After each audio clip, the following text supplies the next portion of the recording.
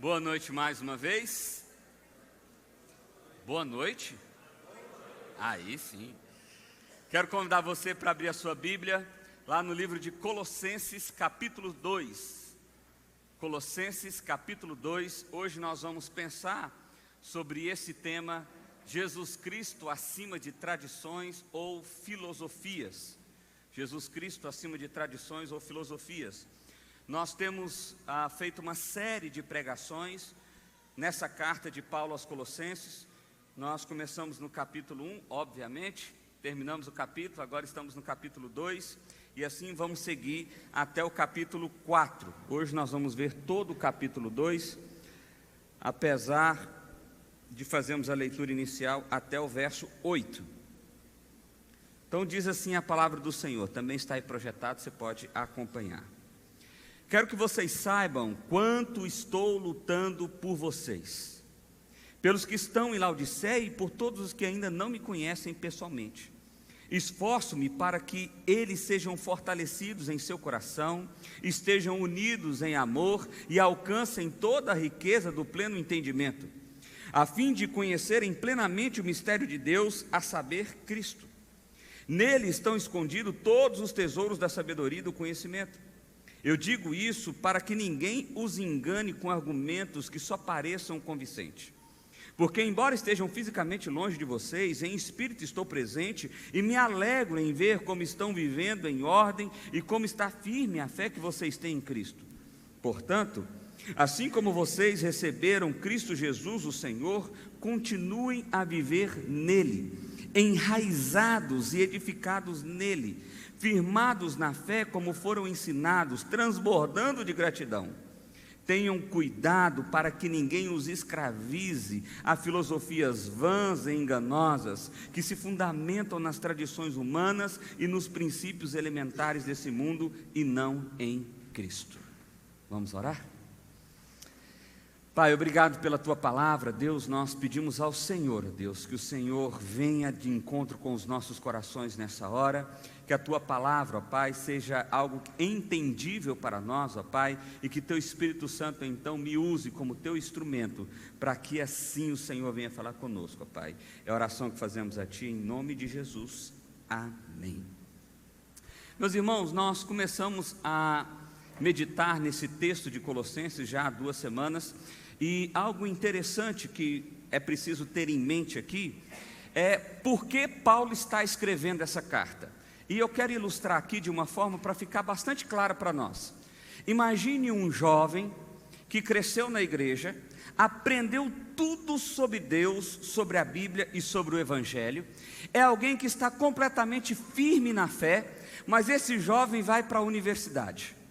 E chega ali na universidade, aquela fé dele é confrontada, não só por uma maneira de pensar, mas por várias maneiras de pensar, que inclui tanto filosofias ou estudos acadêmicos, como também inclui tradições locais ou tradições regionais, que inclui ideias que as pessoas têm de Deus ou de como se relacionar com Deus. E agora aquele jovem, longe da sua cidade natal, longe da sua igreja, longe da onde ele estava acostumado a aprender tudo aquilo, é constantemente confrontado com essa série de ideias. Essa ilustração é para que você entenda que é exatamente isso que está acontecendo aqui com essa igreja de Colossos. Epáfras, um amigo de Paulo, havia pregado o Evangelho ali, as pessoas haviam entendido o Evangelho, as pessoas estavam firmes no Evangelho, mas agora no meio daquela cidade, havia alguns homens que estavam pregando o que Paulo, ou que a teologia depois vai chamar de heresia de Colossos. Porque eles não pregavam só uma coisa, como a gente vai ver daqui a pouco, mas eles pregavam várias ideias misturadas, e aquilo podia causar confusão na mente das pessoas, e é por isso que Epáfras vai até o apóstolo Paulo, que estava preso, e fala assim: Paulo, por favor, me socorre. Eu não dou conta de argumentar com esses negócios aqui. Você é um cara mais inteligente do que eu. Então me socorre e me orienta. Então Paulo escreve essa carta, a carta aos Colossenses, para que então essa igreja seja instruída dessa forma. No capítulo 1 nós vimos que Paulo coloca firme o que é o Evangelho e qual a centralidade do Evangelho. E o que Paulo coloca de maneira muito simples é que a centralidade do Evangelho é Cristo Jesus. Nada além de Cristo, nada acima de Cristo, nada depois de Cristo, nada antes de Cristo, mas a centralidade da existência repousa sobre Cristo Jesus. E o que Paulo vai fazer agora, então, a partir do capítulo 2, é mostrar como esse Cristo é suficiente, apesar das muitas tradições, filosofias, ideologias ou coisa do tipo. E a primeira coisa que ele coloca para nós aqui é que Cristo é maior do que o conhecimento. Olha só o que ele diz no verso 1, não está aí o verso 1, está do verso 2 em diante, mas olha só o que ele diz. Ele diz o seguinte: quero que vocês saibam que eu estou lutando por vocês. E aqui eu quero fazer uma ressalva sobre essa palavra lutando. Essa palavra lutando no grego dá origem à palavra que nós conhecemos como agonia. A ideia era que haviam 2 soldados gregos, isso na Grécia Antiga, que iam lutar, e eles iam lutar sem armas. Era o famoso UFC da Grécia Antiga. Então era isso que tinha a ver com a palavra agonia, uma luta que ia até a morte e que ela não tinha armas, era na mão mesmo. O que Paulo está dizendo é o seguinte: o que eu estou fazendo por vocês é como se eu estivesse tomando soco do lado de lá. É como se eu estivesse numa luta por vocês, completamente desarmado, e a gente está aqui agoniado lutando por vocês. Eu estou lutando por vocês, tanto os que estão em Laodiceia, que ele conhecia o pessoal de Laodiceia, quanto os que estão em Colossos, que ele não conhecia. E ele diz o seguinte: por que eu estou lutando? Verso 2: esforço-me para que eles sejam fortalecidos em seu coração. Meu irmão, toda convicção começa no coração, ela não começa no intelecto. Já pensou nisso? Por exemplo, a gente estava falando sobre isso com os adolescentes. Aconteceu uma cena quando eu era adolescente que era muito engraçada. Eu estava vendo televisão, a gente morava em Goiânia, e a minha chinela estava virada. E aí a minha mãe apareceu na sala e disse assim: meu filho, desvira a chinela aí. E eu comecei a rir. Falei: eu vou desvirar essa chinela não. Desvira essa chinela, é o que eu estou mandando. Falei: eu vou desvirar essa chinela não. Você está com superstiçãozinha, mãe? Adolescente, no auge dos meus 14, 15 anos. Você está com superstiçãozinha? Desvira essa chinela logo, menino. Não, não vou desvirar de jeito nenhum. Você quer que sua mãe morre? É isso? E aí eu fiquei com dó, eu desvirei a chinela. Perceba que não tinha a ver com o intelecto. Eu tenho certeza que ela não acreditava naquele momento que de fato a chinela ia fazer com que ela morresse. Mas era um sentimento, tinha a ver com o coração.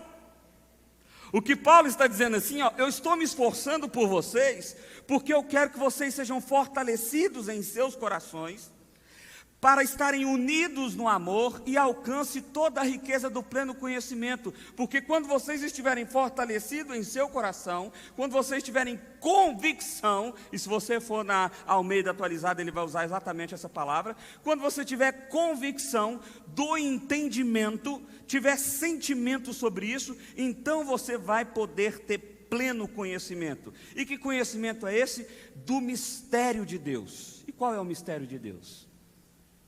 É Cristo Jesus. A gente tem que lembrar que naquela época, Jesus tinha acabado de ir assunto aos céus. Não é como as convicções que nós temos hoje aqui.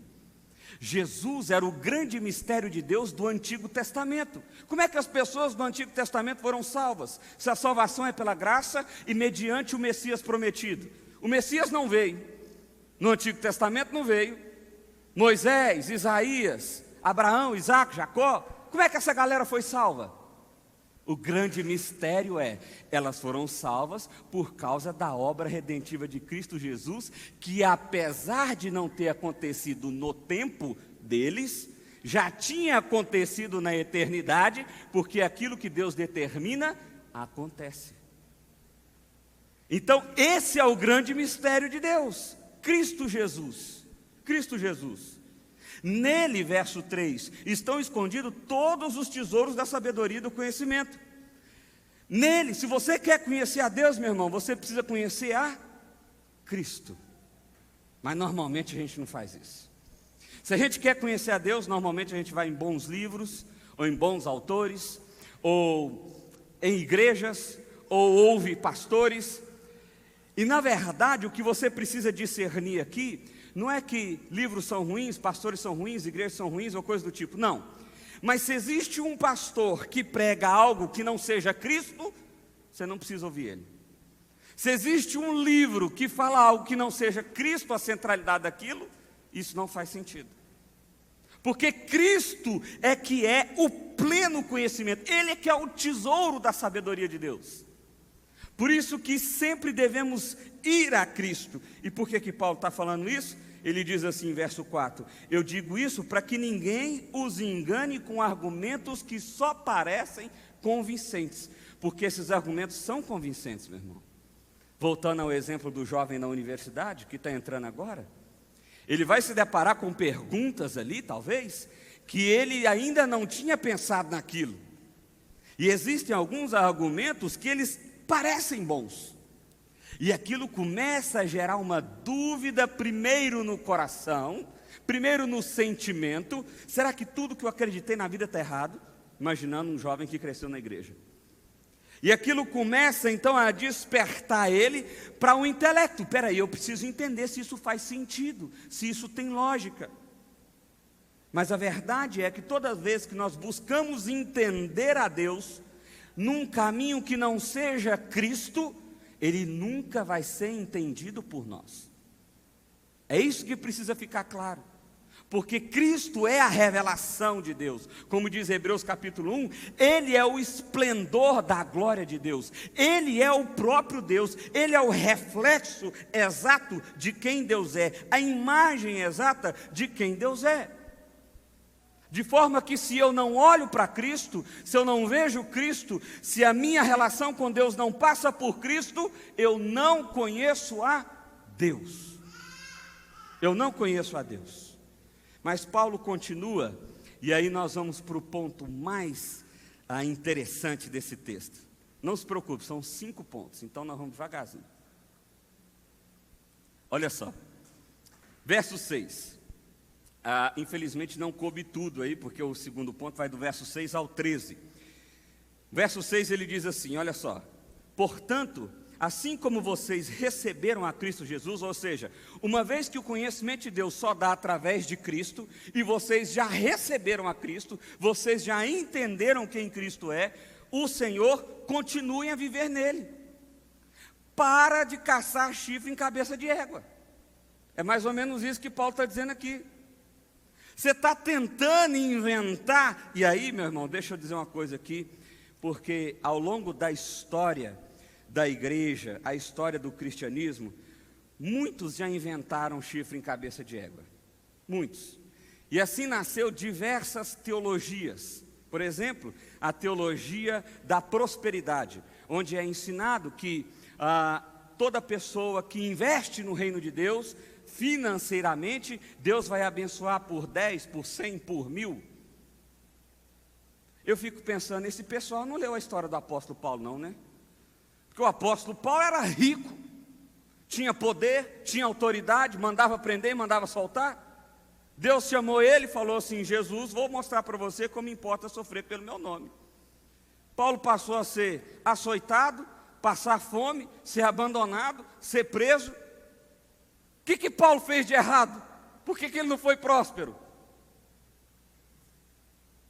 Não, mas é porque o apóstolo Paulo é um exemplo. Então beleza, meu irmão, vamos para a vida dos 12 apóstolos então. Qual deles ficou mais rico depois que começou a andar com Jesus? Qual deles que teve prosperidade depois que começou a andar com Jesus? Quer piorar? Vamos para o próprio Jesus. O que Jesus tinha? O próprio Deus encarnado não foi próspero em nada nessa terra. Por quê? Porque ele não precisava. Ele é dono do reino dos céus. Ele é dono da eternidade. Perceba, a teologia da prosperidade tira Cristo do centro e coloca o homem. Esse é o problema. Cristo deixou de ser a maneira que eu conheço a Deus, e o homem, ou seja, o meu próprio coração, passou a ser a maneira que eu conheço a Deus. Como que eu conheço a Deus? Investindo, dando, fazendo, cumprindo, mantendo. E assim Deus me abençoa, assim Deus me faz crescer, assim Deus gosta mais de mim, assim Deus me dá uma estrelinha. Cristo saiu da parada, só o homem ficou aqui. Eu estou dando um exemplo, meu irmão, mas tem assim, milhares. Tem muitos exemplos, infelizmente.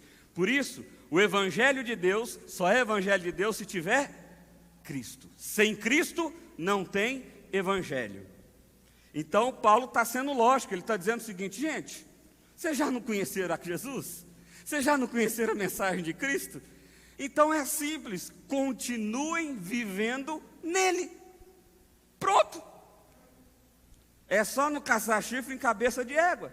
Enraizados, ou seja, num firme fundamento. Enraizados é a raiz mesmo, é a ideia de estar completamente preso nele. Em quem? Em Cristo. E edificado nele. Olha só que coisa bacana. Você, ao mesmo tempo, o seu fundamento é Cristo, e aqui a maneira que você cresce é o quê? Cristo. Cristo é o centro. Firmado na fé, como foram ensinados, transbordando em gratidão.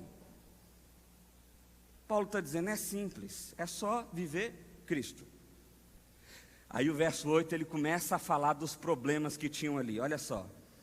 Tenham cuidado para que ninguém os escravize a filosofias vãs. São três coisas que ele coloca aqui: filosofias vãs e enganosas, que se fundamentam nas tradições humanas e nos princípios elementares desse mundo. Ele está falando de três coisas que estavam acontecendo naquele momento.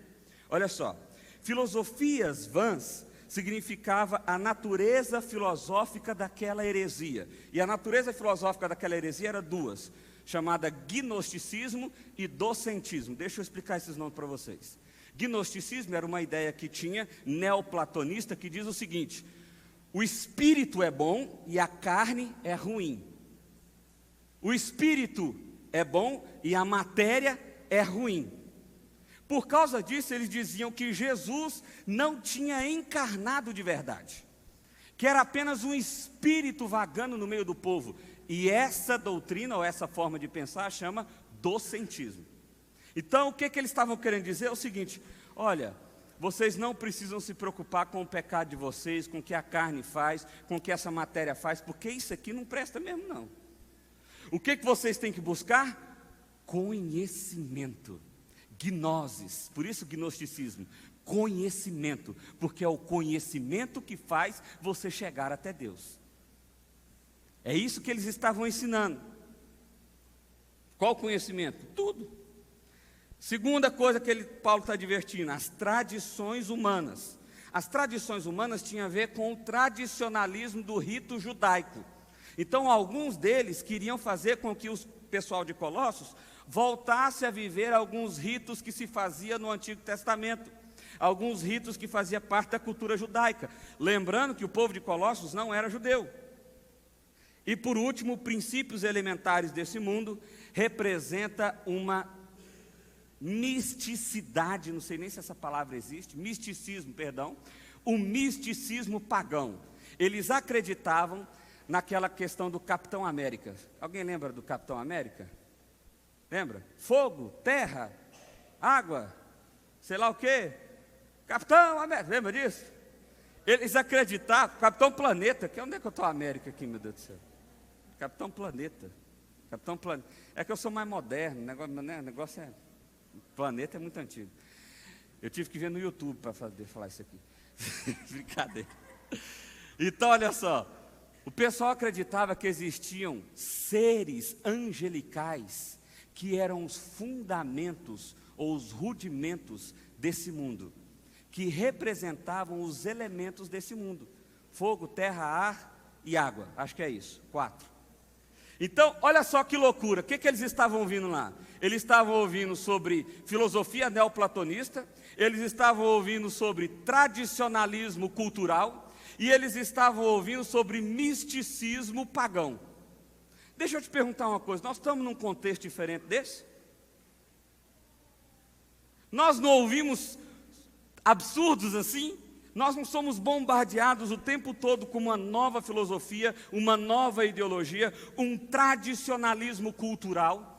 Nós não somos bombardeados por misticismo. Por exemplo, deixa eu dar um exemplo aqui do que o mundo evangélico fez. O mundo evangélico pegou e fez o seguinte. Você já viu um pastor falando assim, pega o copo d'água aí agora, nós vamos abençoar o copo d'água aí, põe na televisão aí. Agora não pode pôr na televisão mais, que não é mais daquelas de tubo, né? Antigamente foi na televisão, agora não sei como é que eles fazem. Sabe de onde vem isso? Do espiritismo. Que tem um negócio lá de mediunidade, de energizar a água para purificar o espírito. De onde vem isso? De outras culturas ainda mais antigas. E aí o que fez? O mundo evangélico foi lá e catou isso. O que isso tem a ver com Cristo? Nada.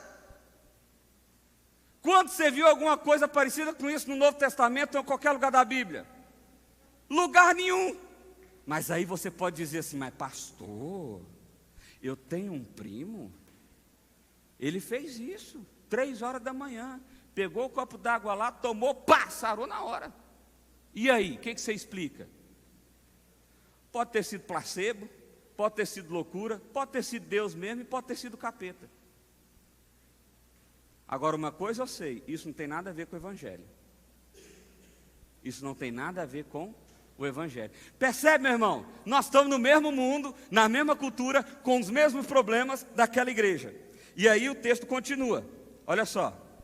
Paulo continua dizendo o seguinte: pois em Cristo habita corporeamente toda a plenitude da divindade. Então aqui ele já joga tudo por água abaixo. Ele fala assim, olha, se vocês estão achando que cultura é autoridade, se vocês estão achando que filosofia é autoridade, e se vocês estão achando que misticismo, experiência é autoridade, deixa eu dizer uma coisa para vocês.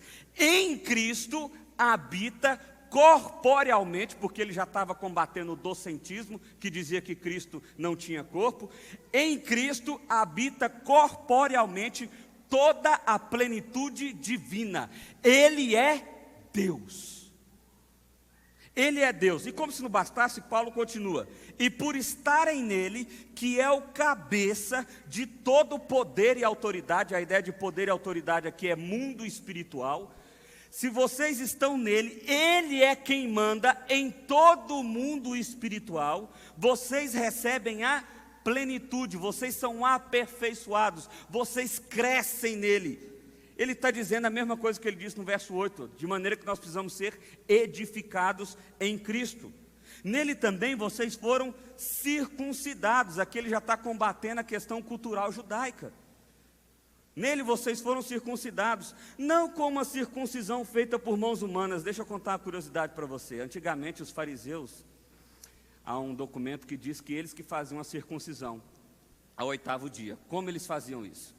Eles deixavam a unha do dedinho crescer, davam uma fiadinha, e aí o nenenzinho crescia, eles iam lá e tum! Aí é por isso que Paulo está falando assim, vocês não foram circuncidados por mãos humanas. Olha só, não com circuncisão feita por mãos humanas, mas com circuncisão feita por Cristo, que é o despojar do corpo e da carne. Meu irmão, presta atenção, vocês não foram transformados apenas por um rito. O negócio não era lá circuncidar o negocinho do menininho lá e pronto. Esse aí de Deus, está tudo certo.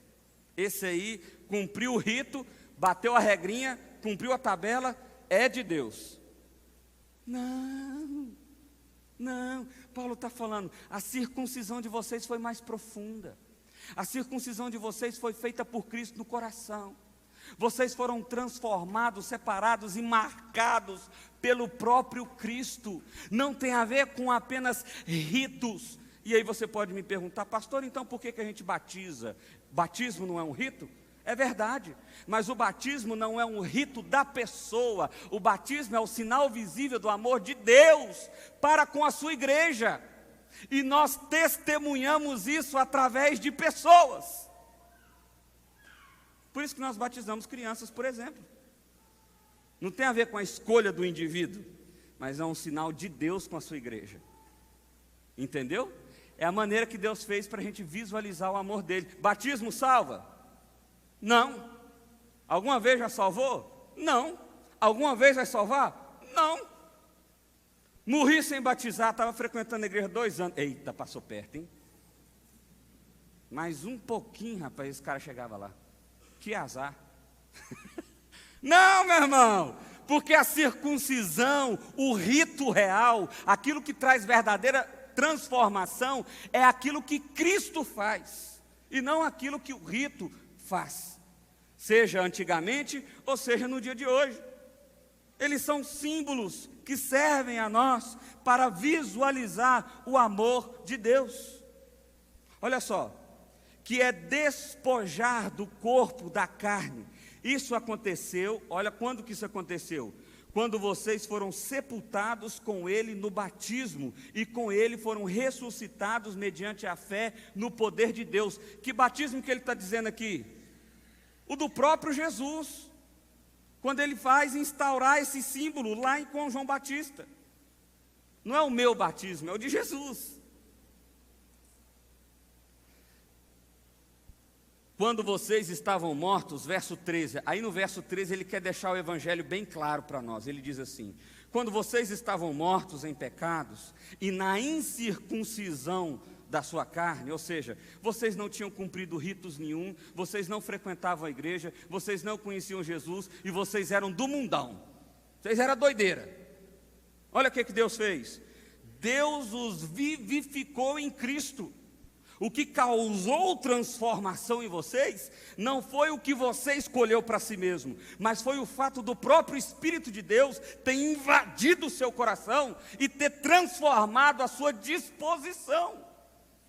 No início do culto, o irmão me procurou e falou assim: pastor, eu tô bem demais, eu estou sentindo que o Espírito, ele me alcançou. É assim que a gente fala?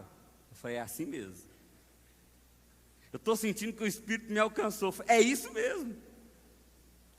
Ah, mas eu quero alcançar o Espírito. Aonde? Vai, corre. Onde é que está o Espírito? Vai lá. Qual que é o endereço do Espírito? Sei lá nele. Eu quero alcançar o Espírito. Você vai correr para onde? Vai fazer o quê? Não, mas não é só orar, não. É o Espírito que vem ao seu encontro, meu irmão. Porque Ele quer, porque Ele te amou, porque Ele simplesmente despeja graça sobre você. Amém? Ele nos perdoou.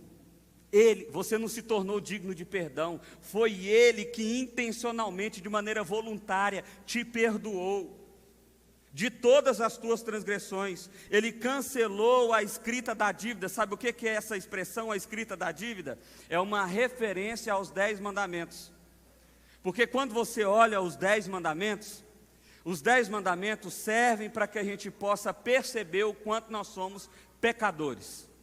O quanto nós somos pecadores. Nenhum de nós aqui cumpre sequer um mandamento. Sequer um. E você deve estar pensando: pastor, mas eu nunca adulterei. Mentira. Você olhou para uma mulher e pensou assim: eita. Jesus falou: já era. Já era. Pastor, mas eu nunca matei ninguém. Se você desejou, já era. Já era. Você não precisa matar. Desejou, já. Não, mas roubar eu nunca roubei. Ah, meu irmão, se você já invejou o outro, já era. E não tem como você não ter inveja do outro se você tem Instagram. Não tem como. Em algum momento você olhar e falar assim: rapaz, mas como é que esse cara foi parar lá? Não é assim? Hã? Os 10 mandamentos, e aí Jesus está dizendo, o apóstolo Paulo está dizendo assim: Jesus foi lá e rasgou aquela dívida, porque Satanás é o acusador, e Satanás ficava lá no pé de Deus falando assim, ó, o fulano aqui, ó, primeiro mandamento, ixi, fácil, segundo mandamento, muitas vezes, terceiro mandamento, todo dia, quarto mandamento, e ficava nos acusando, e com razão, porque de fato nós estávamos quebrando o mandamento, mas agora Jesus vem, cumpre toda a lei, paga toda a dívida, assume todo o seu pecado e te liberta por inteiro. Você está completamente livre. Ele rasgou, não tem mais dívida escrita sobre você, ele cancelou isso. Ele a removeu pregando-a na cruz e tendo despojado. Essa palavra aqui é outra palavra que tem a ver com a questão grega lá, com o exército grego, era muito legal. A ideia de despojar aqui é o seguinte: quando você ia para a luta com o seu companheiro, aí já é luta armada mesmo, é guerra mesmo, e aí você ganhava, você pegava, desarmava o seu inimigo, amarrava ele no seu carro, aqueles tipo Ben-Hur, lembra? Ben-Hur? Ben-Hur passou agora novo também, não vem olhar com essa cara de que eu sou velho não, eu vi foi esse agora. Então Ben-Hur tal, e aí você levava o seu inimigo amarrado. Foi exatamente isso que Jesus fez. Ele pegou o acusador, ele desarmou o acusador, porque agora a sua dívida escrita foi apagada. Ele desarmou ele completamente, o acusador não tem como te acusar mais. Ele amarrou o acusador e está expondo a vitória dele. Olha só o que diz o texto. Pregando na cruz e tendo despojado os poderes e as autoridades, uma referência ao mundo espiritual, fez dele um espetáculo público, triunfando sobre ele na cruz. Ah, meu irmão, foi isso que Jesus fez.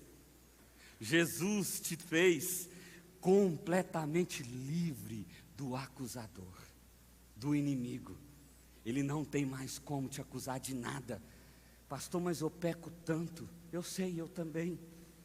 Mas a questão é que Jesus já morreu pelos meus pecados, os que eu cometi, os que eu cometo agora e os que eu vou cometer até o dia do encontro com Ele. Não existe obra mais espetacular e mais eficaz do que essa. Por isso que não existe evangelho sem Jesus. Não existe evangelho sem Jesus.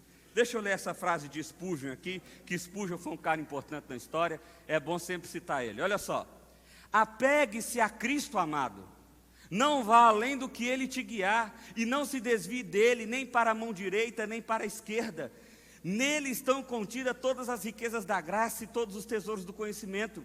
Se você se tornar verdadeiramente sábio, procure conhecer mais a sabedoria de Deus em Cristo Jesus. Não dá para conhecer se não for em Cristo Jesus. Mas aí o texto continua. Então olha só, Jesus é acima do conhecimento, Jesus é acima da tradição, e Jesus, acima não, maior do que o conhecimento, maior do que a tradição e maior do que a religião. Ele agora vai tratar de maneira mais específica. Olha só o que ele diz no verso 16 e 17.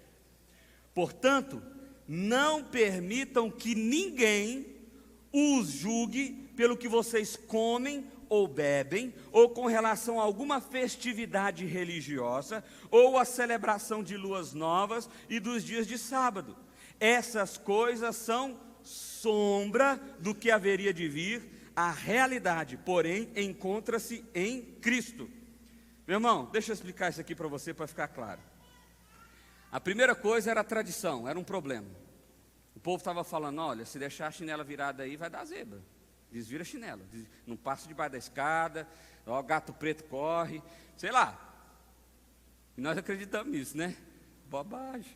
Então, Paulo falou, Cristo é acima disso. Agora tem um outro problema, é a danada da religião. A religião é um pouquinho mais difícil, porque a gente acredita nos líderes religiosos. E aí isso mexe com o coração. Lembra que começa no coração? Começa no sentimento? E aí Paulo está dizendo o seguinte, deixa eu dizer um negócio para vocês. Não permitam, não deixe de forma nenhuma, que alguém chegue até vocês e imponha qualquer regra religiosa. E aí ele cita aqui 3 coisas que eram importantes para o judeu, que tinha a ver com comer e o beber, ou seja, você não podia comer carne de porco, você não podia beber e se assentar junto com os gentios e coisa desse tipo. Cita as festas que eram obrigatórias a ser cumpridas, festa das Páscoas, festa da Lua Nova e outras festas, e o dia de sábado, que era obrigatório ser cumprido também. E aí agora o apóstolo Paulo vem, mete o pé na porta e fala assim: não existe regra religiosa acima de Jesus. Eita, que agora lascou, que isso mexe com a gente também. Porque nós temos as nossas regrinhas, não temos? Nós não temos as nossas regrinhas? A nossa religião não impõe regras. A gente não julga o outro se é de Deus ou se não é de Deus com base naquilo que a gente entende pela religião. E aí Paulo está falando: amigão, deixa eu te explicar um negócio aqui. Jesus cancelou todo o escrito de dívida. Não tem como. Deixa eu tocar num assunto aqui que é muito dito hoje, e vou dar mais outro exemplo. Dízimo. Dízimo é obrigatório ou não é obrigatório?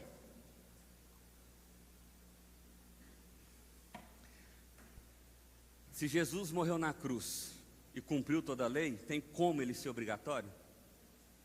Olha só que absurdo.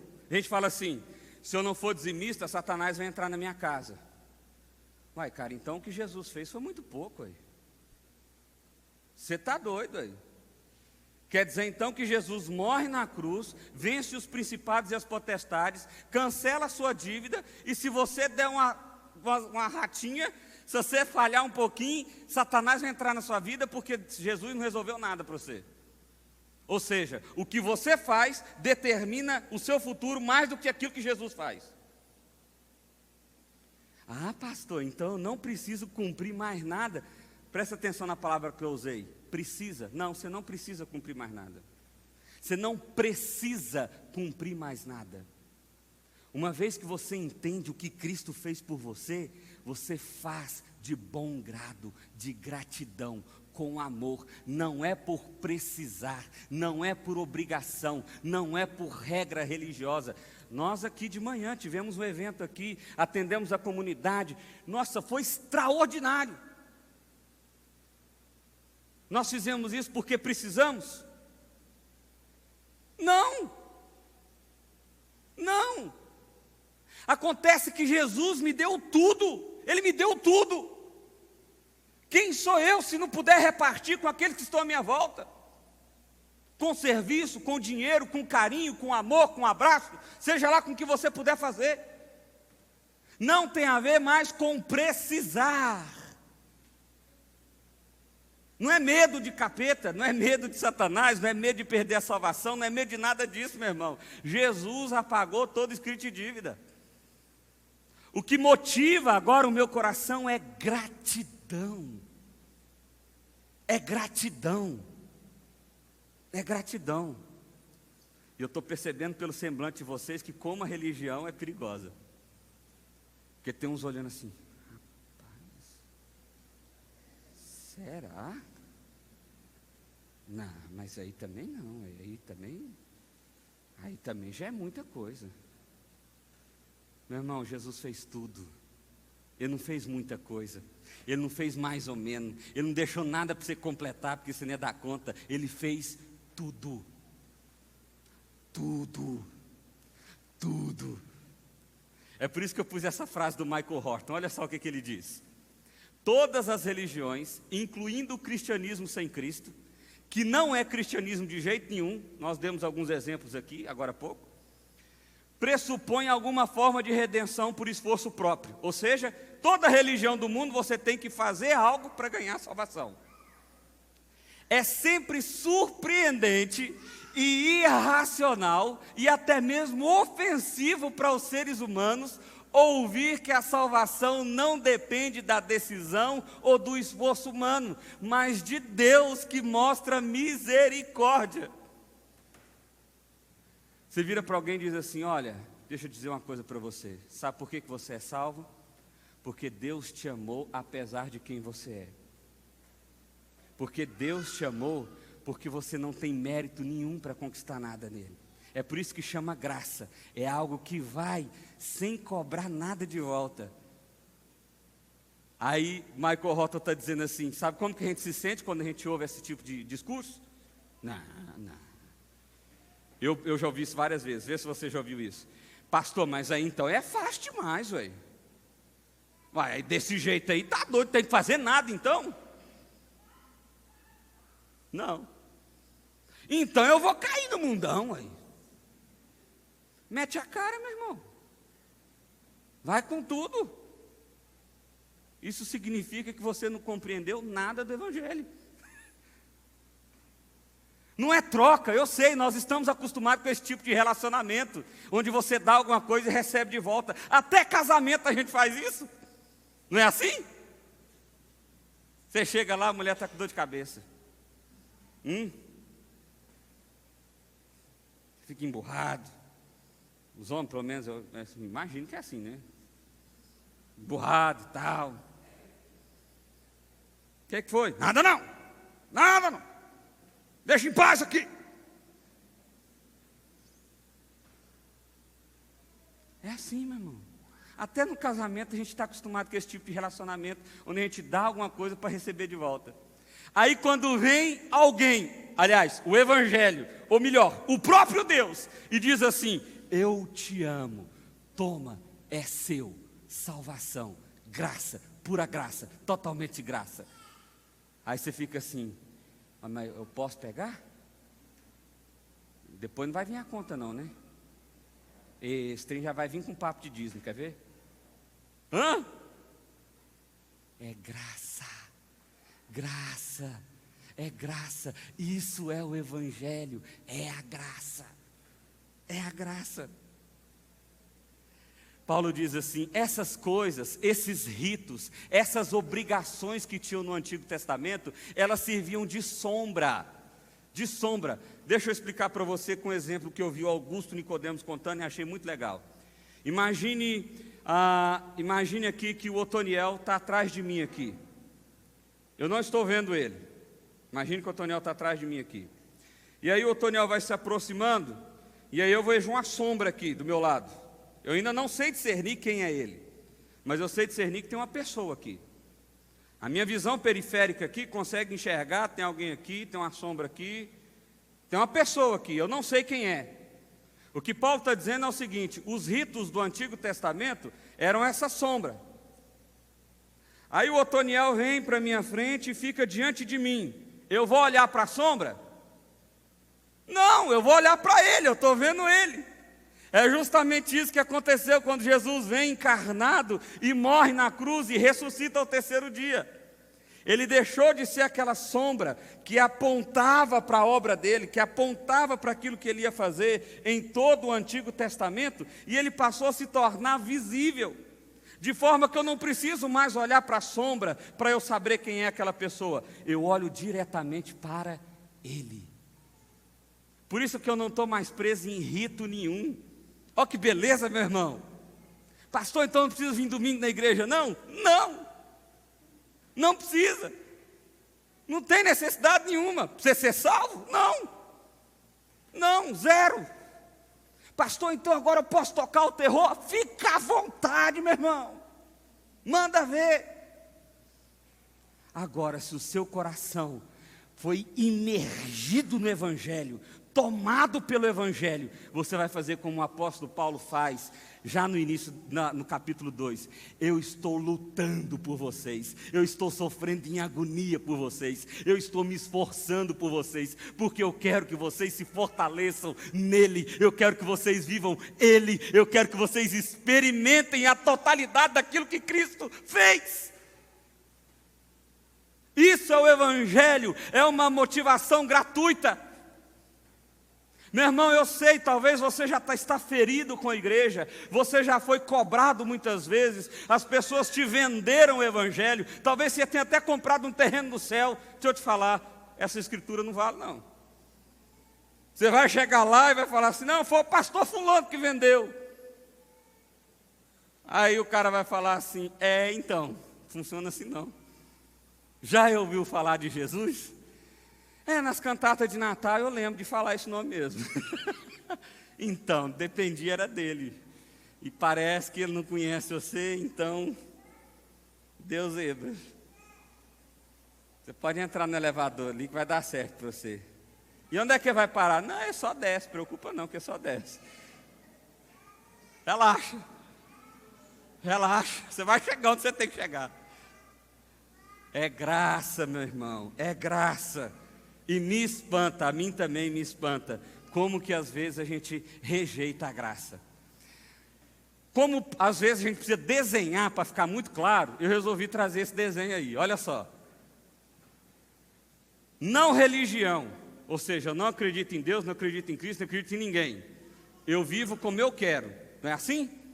Não foi isso que o Fábio Porchat, por exemplo, diz agora há pouco, quando teve o vídeo aí do Netflix lá, daquele trem? Ele falou assim, gente, preocupa não, deixa que eu resolvo com Deus. E está certinho, é isso mesmo. Eu vivo como eu quero, eu não tenho temor de nada, eu não entendo nada, pronto. É o não religioso. Agora, a religião diz o seguinte, eu obedeço, eu bato ponto, eu dou dinheiro, eu faço isso, eu faço aquilo, então eu estou cumprindo tudo direitinho. Igual uma vez, um colega meu na faculdade de teologia, a gente foi fazer um estudo de campo, e aí um colega meu foi parar numa igreja, eu não vou citar o nome, e aí ele foi parar na igreja lá e perguntou assim, a gente tinha que fazer duas perguntas, quem era Jesus e como funcionava para ser salvo. E aí ele pergunta, gravado, perguntou e falou assim, quem é Jesus? Aí a pessoa respondeu assim, Jesus é filho de Deus, Jesus é filho de Deus, Jesus é filho de Deus. E o que você precisa fazer para ser salvo? Eu preciso vir na igreja, cumprir tudo que o pastor falou e entender que Deus é o dono do ouro e da prata. Tem quanto tempo você vem na igreja? Ele ficou curioso, fez uma terceira. Tem 2 anos. Obrigado. Isso é o religioso. Isso é o religioso. Ele acha que pode comprar, ele acha que pode barganhar, ele acha que pode fazer com que Deus dê para ele alguma coisa, se ele comprar. Agora, o que é o Evangelho? O Evangelho é eu sou aceito, portanto eu sou salvo. Eu sou envolvido nos braços do Pai, portanto eu sou salvo. Eu sou amado por Deus de forma incondicional, portanto eu sou salvo. Não existe barganha, não existe compra, não existe nada, é apenas a pura graça e o mérito daquilo que Cristo fez. Cristo é maior do que a religião. Mas aí o texto continua, acabou ainda não, olha lá, verso 18 e 19. Cristo é maior que o misticismo, ou que a espiritualidade, ou que as suas experiências místicas. Olha só, aliás, deixa eu citar um negócio aqui que eu acho muito interessante. Tem uma religião aí, eu não sei nem se é religião, para ser sincero, chamada do Santo Daime. Já ouviu falar nesse negócio? Toma um chá alucinógeno e começa a ver os espíritos. Eu fiquei pensando, mas é claro, o trem é alucinógeno. Você não vai ver espírito, você vai ver tudo, amigão. Gente do século passado, gente do século para frente, mas as pessoas nem têm ideia. Ela quer apenas ter a experiência mística. Olha só o que Paulo diz sobre isso. Não permitam que ninguém que tenha prazer numa falsa humildade e na adoração de anjos os impeça de alcançar o prêmio. Tal pessoa conta detalhadamente as suas visões e sua mente carnal o torna orgulhosa. Olha só o que Paulo está dizendo. Paulo está dizendo o seguinte, não permitam que essas pessoas que estão vendo anjo para todo lado, que estão tendo visão extraordinária, que estão vivendo experiências fantásticas, guiem o seu coração, porque o que guia o meu coração? Jesus Cristo. Olha só, eu trouxe algumas coisas aqui do que existiu a partir de visões de anjo. Certa vez um homem chamado Joseph Smith, apareceu um anjo chamado Moroni, que deu a revelação dos últimos dias, e assim surgiu a Igreja dos Mormons. Há 200 anos atrás, uma moça jovem, num congresso de teologia, teve uma visão do arrebatamento secreto. Sabe aquele negócio que você vê no YouTube, que o piloto de avião está aqui e de repente, puf, fica só a roupa? Então, 200 anos atrás, uma moça pegou e teve essa visão, compartilhou isso, e o povo acha legal e compartilha também. Onde é que isso está na Bíblia? Lugar nenhum, mas assim, virou aí, teve a visão, aí como é que faz? Teve a visão. Há pouco tempo atrás tinha um pastor chamado Castellani, que teve uma visão de Cristo no monte, e ele disse o seguinte, que a igreja estava errada, que ela tinha que se reunir em 12 pessoas, que foi assim que Jesus fez, e que a igreja atrapalhou esse negócio, que agora, ó, nós aqui, é muita gente, então é de 12 em 12, 12 em 12, 12 em 12, e aí surgiu o movimento do G12, invadiu o Brasil e muitas igrejas aí, hoje já acabou. No ano de 610 depois de Cristo, um pastor de ovelhas chamado Mohammed foi a uma caverna, num caminho espiritual, no Monte de Hira, e lá ele recebe uma visita de um anjo chamado Gabriel, que lhe manda escrever um novo livro. Como Mohammed não sabia escrever, ele dita aquilo que o anjo tinha dito para ele, para um amigo, para que se escreva. Sabe como é que chama esse livro? Alcorão. E assim vai, meu irmão. E assim vai, e assim vai, e nós ainda estamos sendo deixados levar por esse tipo de coisa. Não, mas eu tive uma visão. Espera aí, meu irmão, aí é fácil demais, porque aí se você teve a visão, o que nós vamos falar? Não tem como te julgar, você teve a visão, aí quem vai fazer o quê? É a visão. Não, o apóstolo Paulo está falando assim, não permitam que ninguém tenha prazer numa falsa humildade. E aí o cara, eu tive uma visão aí, sabe? Eu nem queria te contar não, mas foi tão profundo, eu tenho que te falar. Sabe aquele cara assim, não é tão humilde assim. Por último, Cristo é maior do que a autoflagelação. A palavra certa aí seria ascetismo.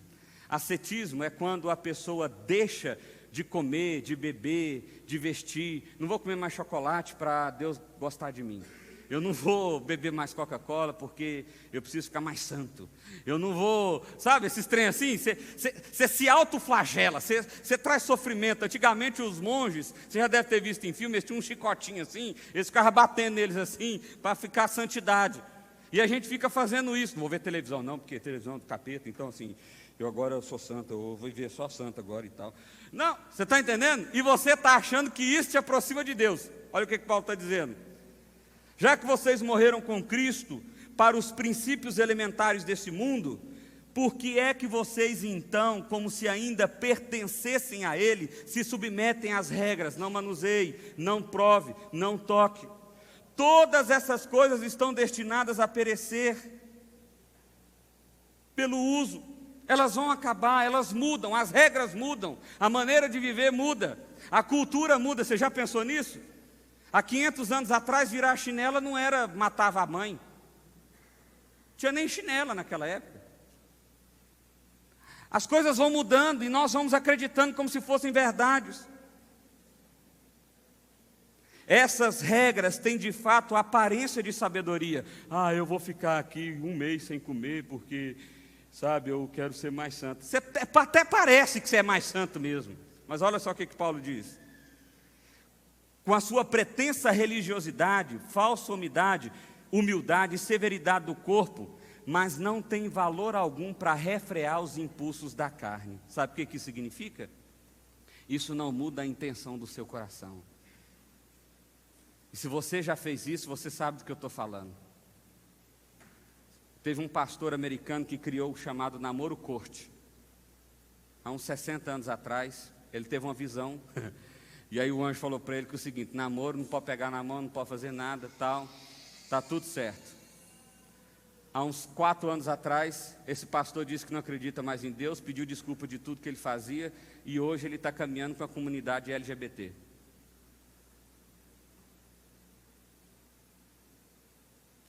Meu irmão, esse pastor simplesmente criou uma regra para refrear o próprio desejo do coração dele, e com uma pretensa falsa humildade, ele quis ensinar isso para as pessoas.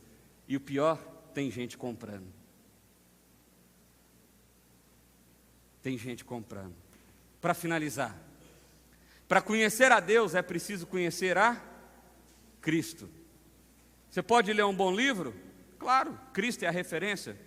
Você começou a ler, viu que não está falando de Jesus, cai fora. Pode vir uma boa pregação? Claro, mas se o cara não prega Cristo, cai fora. Para conhecer a Deus, para se relacionar com Deus, é sempre através de Cristo. Não tente se salvar, isso é impossível. Impossível. Não existe salvação no legalismo, na religião, na espiritualidade vazia ou na autoflagelação. Não existe. Não existe você pagar e receber, não existe você sofrer para você ganhar, não existe nada disso. A salvação não é algo que você merece, é algo que você simplesmente ganha, é graça. É graça. Não se deixe enganar por filosofias ou bons discursos, e hoje nós temos muitos bons discursos. Aliás, me espanta às vezes ver pessoas compartilhando pensadores e pensamentos de gente que não tem nada a ver com Deus, como se fosse de Deus. Somente em Cristo você encontrará a verdadeira satisfação. Ter visões ou sonhos não é sinal de uma boa espiritualidade. Lamento, meu irmão, se você já teve muita visão e muito sonho. Pastor, mas quer dizer que foi tudo falso e mentira? Não estou dizendo isso aqui não. Eu estou dizendo que sua visão e seu sonho não servem de regra para ninguém. Para ninguém. Por que eu estou dizendo isso? Porque o apóstolo Paulo falou isso. Você teve um sonho, uma visão? Show de bola, guarda para você, curte esse negócio e está bom demais. Certo? Já nasceu heresia demais aí com o negócio de visão, então guarda a sua. Sexto, apegue-se a Cristo, viva em Cristo, seja satisfeito em Cristo. Uma última frasezinha. Entender o Evangelho é entender a sua completa incapacidade de se salvar. É quando você está assim, pastor, eu estou no fundo do poço, não tem jeito de sair. Ah, você está começando a entender. Vai fazer sentido para você o Evangelho. É perceber que o amor de Deus é tão grande, que ainda que você não tenha mérito, Ele te amou, te salvou e te chamou de filho. Ele te chamou de filho. Ah, meu irmão, eu poderia ficar horas aqui pregando esse texto. Horas. Porque isso é o mais puro Evangelho. O mais puro Evangelho. O mais puro Evangelho. Talvez tenha sido a primeira vez que você ouviu o Evangelho dessa forma. Mas acredite, esse é o Evangelho de Jesus Cristo. Não existe outro. É Ele que fez tudo. E você recebeu tudo por pura graça. Amém? Feche seus olhos, eu quero orar com você. Pai, obrigado, Deus, pelo Teu amor, pela Tua graça, pela Tua salvação. Obrigado, Deus, porque o Senhor rasgou todo escrito de dívida. Obrigado porque não há mais acusação sobre nós. Obrigado porque o Senhor fez tudo, ó Pai. Louvado seja o Senhor, Pai. Nos ensina sobre essa graça. Acomoda isso em nosso coração. E obrigado pela aceitação do Senhor, ó Pai. O Senhor nos aceitou, nos envolveu, nos salvou, nos chamou de filho e agora nos dá por herança toda a eternidade. Louvado seja o Senhor, ó Pai. Nós te adoramos, ó Deus, em nome de Jesus. Amém. Amém.